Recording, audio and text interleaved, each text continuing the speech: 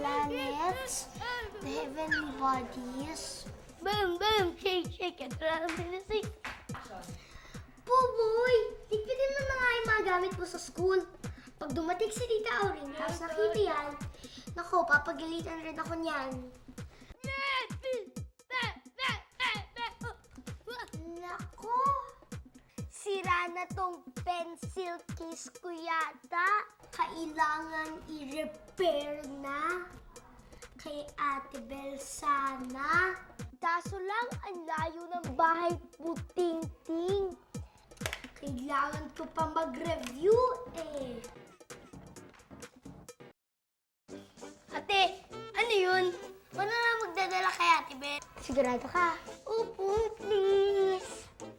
Sige, magsusulat lang ako. Huwag mong babasahin. Bye-bye, Bubo!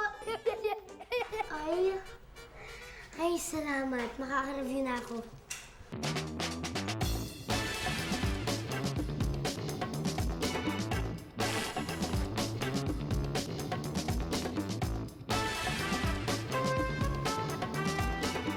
Hoy! Happy afternoon! Ate Bel, ito.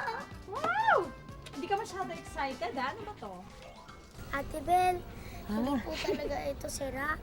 Kunwari lang ipapagawa ko. Gusto ko lang lumabas si Buboy kasi maingay. Nag-aaral po ako para sa exam. Salamat po at pasensya na. Oh boy, asan yung papagawa ng ate Ana mo? Wala. Okay. Please. Hi! Hi, ako si Buboy. Anong ginagawa niyo? Nagpa-practice kami para sa school program. Magsasayaw kasi kami. Ako si Patrick, siya si Ellie, at ito naman si Nina. Pwede ako sumali? Sige, tara, sayaw na tayo. Yay!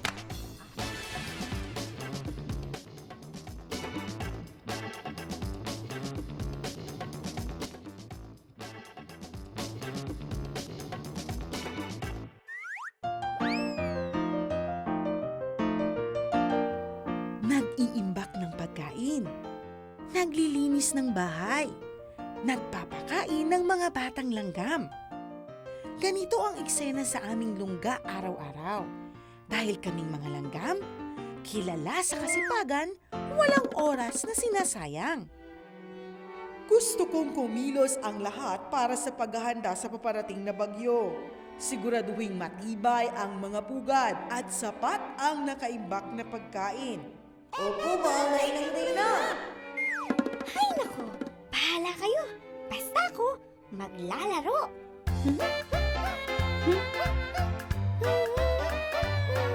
Betchay! Oras na ng paghahanap ng pagkain! Tara na! Kaya nyo na yan! Marami naman kayo eh! Naglalaro pa ako! Hi, Betchay! Pasaway! Betsoy, tama ng paglalaro. Oras na ng pagpapakain sa mga batang langgam. Naglalaro pa ako eh! Ay, Betsoy, pasaway! Naglalaro ka pa rin? Oras na ng paglilinis ng bahay! Kailangan nating patibayin ang mga pugad para maging handa sa paparating na bagyo. Kaya nyo na yan! Marami naman kayo! Naglalaro pa ako eh! Hi, Betsoy, pasaway! Oh, mukhang uulan na! Uwi na ako!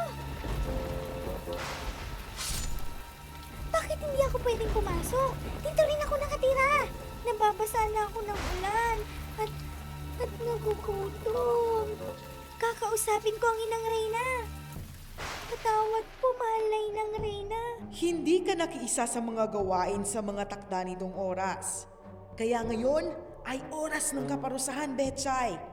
Hindi ka maaaring makisilong sa ating tahanan at makihati sa inimbak na pagkain hanggang muling sumikat ang araw.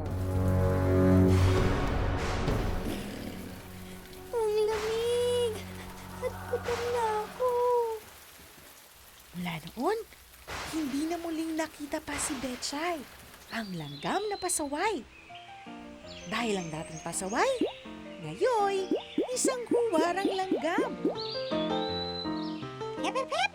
Tapos na ang oras ng paglalaro. Oras na ng pagkain. Tandaan, may oras para sa lahat. Opo! Ate Bel. Uy! Happy afternoon, Ana! Oh, kumusta? Hello po. Pasensya na po sa sulat ko. Wala yun. Okay lang yun. Tingnan mo, nag-enjoy yung kapatid mo.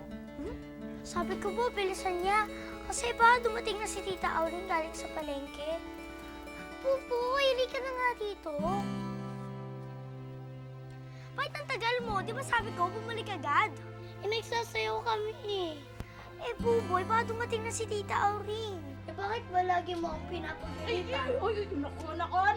Bawal ang pag-aaway. Naku, dapat happy day dapat. Di ba?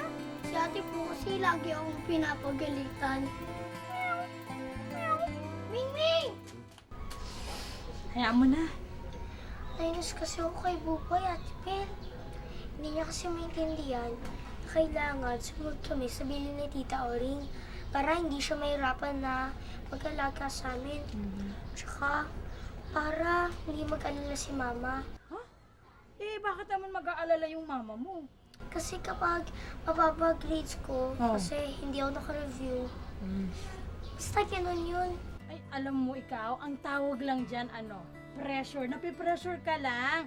Alam mo, minsan hayaan mo si Buboy. Dapat nagre-relax ka. Sandali lang ba? Yan ba si Buboy, tapos na niyang gawin yung assignment niya? Oh, yun naman pala Alam mo, paminsan-minsan, hayaan mong mag-enjoy naman si Buboy. Alam mo, hindi naman kailangan lagi kang seryoso, di ba? Tsaka alam mo, may oras sa lahat. May oras sa pag-aaral, may oras sa pagpapahinga, gaya ng ginagawa ng Tita Auring mo pag wala siyang pasok sa office. At syempre, may oras sa pagsasaya. Parang sila, tingnan mo. Ay, eto. Parang ganito lang yan Yan, Diba, ito. May oras para sa lahat. Kaya, dapat medyo mag-relax ka. Sundan mo na yung kapatid mo para naman hindi yung magtampururan. Sige na. Sige po. Oh, sige. Buboy? Happy afternoon sa aking friend na malungkot. Sorry, Miming Nakabahan lang ako sa exam namin bukas. Ano nga pala tawag ni Ate Bel? Pressure. Kagabi pa siya nag-aaral. Kanina pagising niya, aral agad. Ate, magaling ka naman Kaya mo yun. Naku, yun naman pala Sorry, natuloy kita napapagalitan. Matapos ang seryosong hard work sa pag-aaral, dapat may oras din ng pagre-relax. Tara, pasyal muna tayo. Papasama tayo sa opisyal ng pamamasyal. Happy Land? Sige! Saya!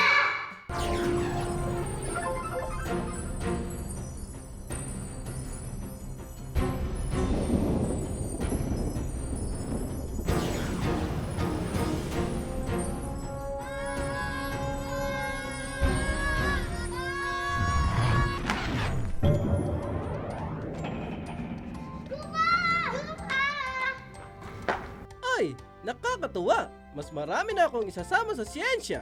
Siyensya? Saan po yun?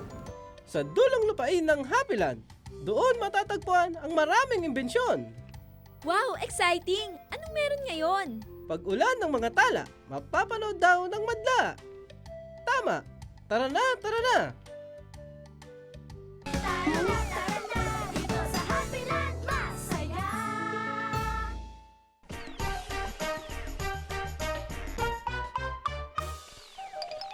Mano po? Uy, ang laki-laki mo na. Tulungan ko po kayo, Ang Boy Scout, matulungin! Lolo, ano po hinahanap niyo? Sinelas ko. Nandun sa ilalim, hindi ko makuha Una lang po kukuha, Maasahang tunay! Salamat Lolo, nasugatan po yata kayo. Oo. Don't worry, akong bahala sa inyo. At syempre, handa sa lahat ng oras. Ito ang solar system. Makikita sa gitna nito ang araw na siyang nagbibigay liwanag sa buong solar system. Teka, alam niyo ba kung ilang planeta mayroon sa ating solar system? Tara, bilangin natin.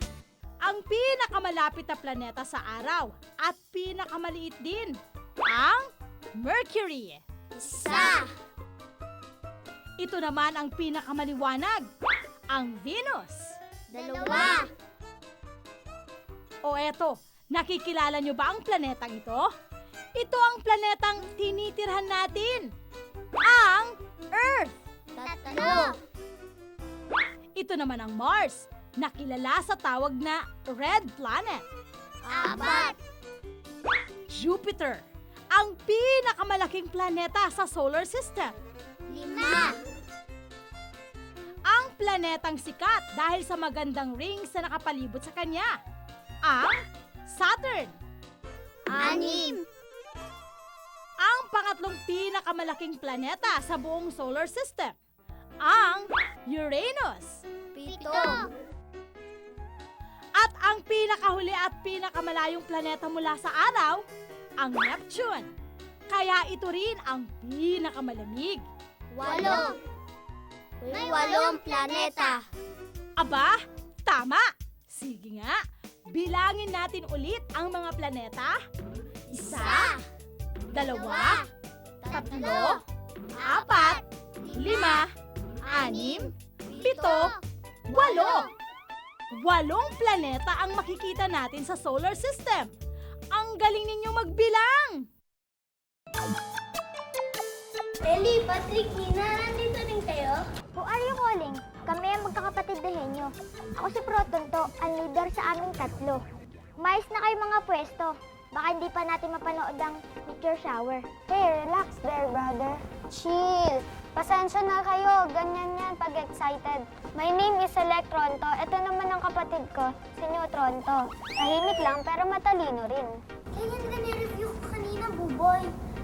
Ang meteors, parang silang bato na nasa space. Tapos, nagliliyap sila pag pumasok sila sa langit natin. Di ba kailangan sumilip sa telescope?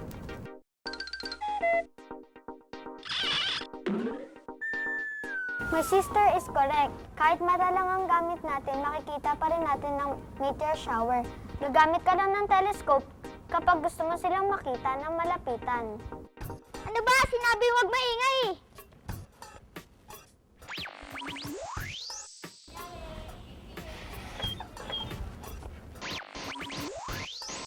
Ayan, nasira tuloy. Ano nang gagawin natin? Malapit na yung meteor shower. Yan, nasira na. Ang ingay nyo kasi. Malapit na.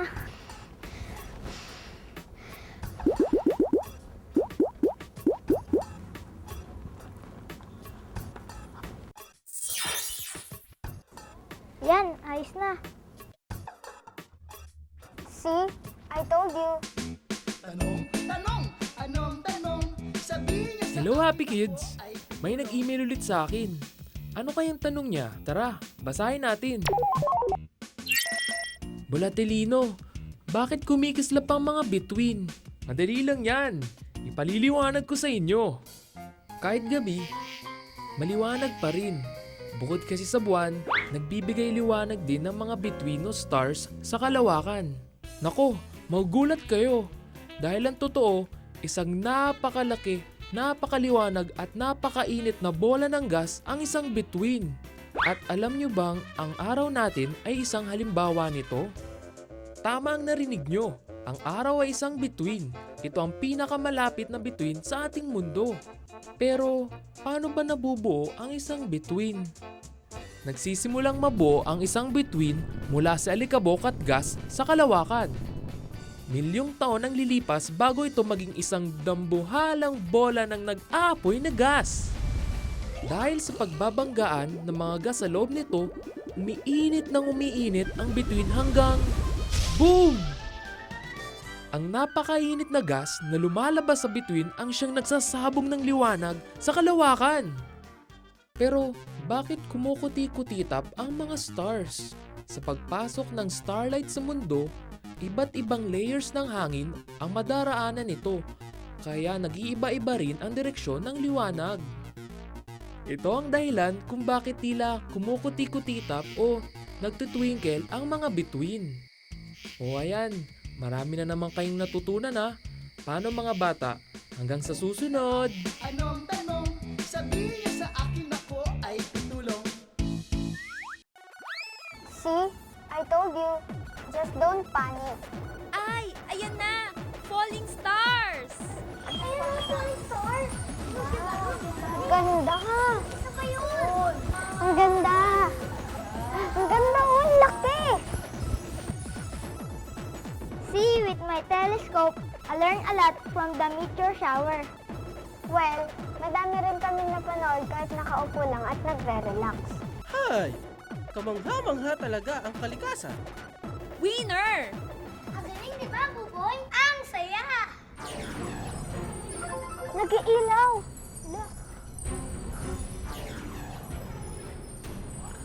Wala na sila! Wala sila!